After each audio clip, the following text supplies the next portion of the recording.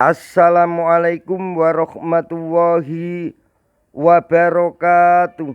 Bismillahirrahmanirrahim. Wassalatu wassalamu ala rasulillah wala qaula wala quwata illa billah.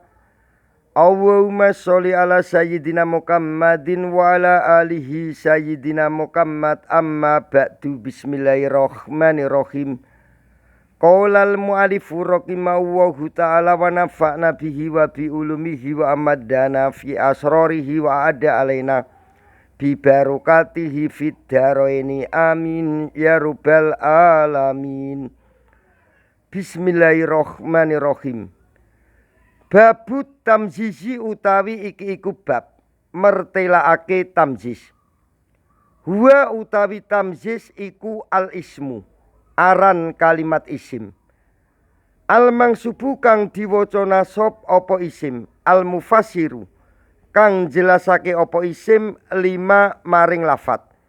Imbahama kang samar apa emah minat dawati saking pira-pira ndat awin nasabi utawa saking pira-pira nisbat bangsaake. Waddatu utawi dat al mubhamatu kang disamarake apa ndat iku arbaatu anwain ana papat pira-pira werna. Akaduha utawi salah sijine arbaatu anwain iku al adadu wewilangan. Naku istaro itu isrina gulaman. Umpamane conto lapat istaro itu tuku sapa ingsun. Isrina ing 20 apane gulaman puno kawani. Wa malaktu lan miliki sapa ingsun tisina ing 90 apane nakjatan wedhus kacangan. Wasani utawi kang kaping pindho iku al miqdaru ukuran kakaulika koyok pengucap sira ing lapat istaro itu kofizan buron. Istaro itu tuku sapa ingsun kofizan ing sak genggam apane buron gandume. Wamanan lan tuku sapa ingsun ing rung manawa ing rung wadah apane samnan minyak sapi. Wasibron lan tuku sapa ingsun ing sakilan apane ardon bumi. Wasalisu utawi kang kaping telu iku sibhul migdari nyerupakake alat ukur. Nakwu miskola darrotin koiro.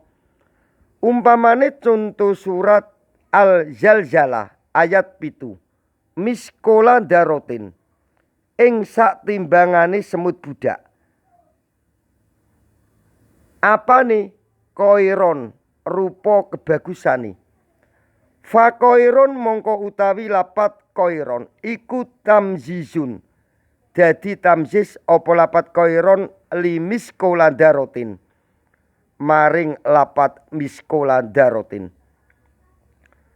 Warobiu utawi kang kaping papat iku malafat. Kana kang ana apa emah iku far'an cabang li tamzizi maring tamziz. Nakwu hada kotamun kadidan. Umpamane contoh lapat hada utawi iki barang iku kotamun cincin apane kadidan besi. Wababun utawi iki barang iku lawang apane sajan kayu jati. Wajubatun utawi iki barang iku jubah apane kozan sutra. Wal mubayyinu utawi kang jelasake apa tamziz li ibhamin nisbati krana oleh nyamarake nisbat iku imma mukawwalun ana kalane kang dipindah apa tamziz anil fa'ili nyatane saking fa'il. Nakwu tasubbaba zaidun arokon. Umpamane contoh lapat tasubbaba wis dirodos wis kemesok sapa zaidun zaid. Apane arokon kringeti. Wa tafaqqa lan kebek lan gemblek sapa bakrun baker. Apane sakman gaje. Wa toba lan bagusi sapa mukamadun mukamad. Apane nafsan awake utawa atine. Contoh surat Maryam ayat 4. Wasta'alar rasu saibah. Wasta'ala lan ngapluk lan ngratani opo aroksu sirah. Apane saiban ubani.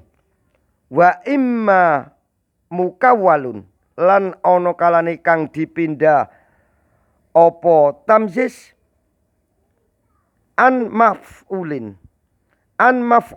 saking maf'ul naku wa fajarnal ardo uyunan. Umpamane contoh surat Al-Qamar ayat 12. Wa fajarna lan mancurake sapa ingsun Allah al ardo ing bumi. Apane uyunan sumbere.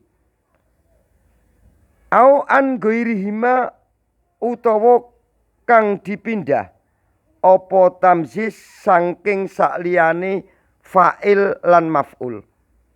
Naku anna aksaru mingka malan. Umpamane contoh surat Al-Kahfi ayat 34. Ana utawi ingsun iku aksaru luwe akeh mingka tinimbang sira. Apane malan bandane.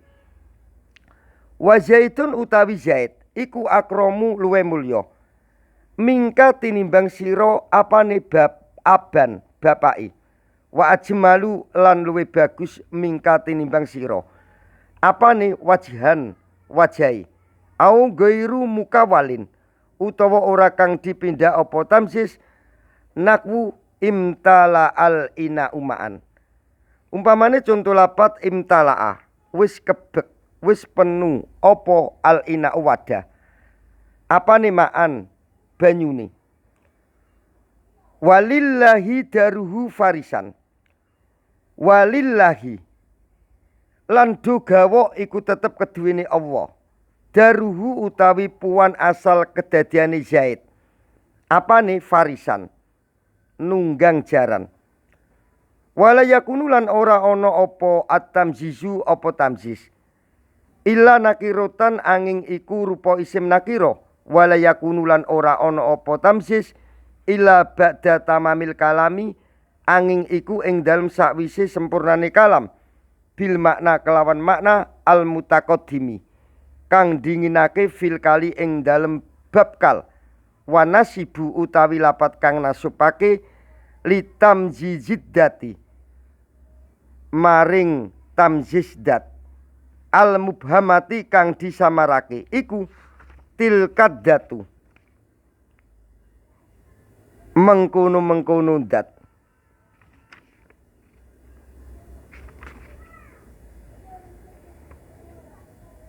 Walid tamzizid nisbati utawi lapat kang nasupake